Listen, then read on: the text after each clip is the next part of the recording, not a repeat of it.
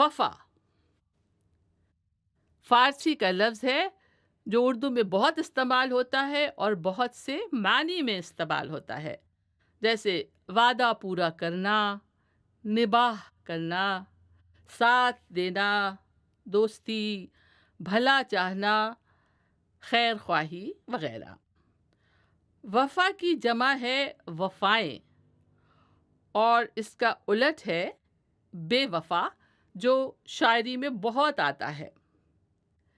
وفا کے مرکب الفاظ یعنی کمپاؤنڈ ورڈز بہت سے ہیں، جیسے وفادار عام طور پر ساتھ دینے والے، بھروسہ کرنے والے قابل آدمی کے معنوں میں آتا ہے، جیسے وفادار دوست، وفادار نوکر، وفادار جانور۔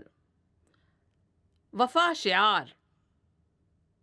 شعار کا مطلب ہے جس کی طبیعت یا مزاج میں نباہ، سچائی، دیانتداری اور ٹھہراؤ ہو، جیسے وفا شعار بیوی یا وفا شعار شوہر۔ وفا کا لفظ شاعری میں ہزاروں روپ دکھاتا ہے۔ لفظ وفا پر شاعری میں بھی زیادہ تر بے وفائی کا ذکر ہوتا ہے۔ وفادار عاشق ہے جو محبت کے وعدے نبھاتا ہے اور بے وفا محبوب کی شکایت کرتا ہے۔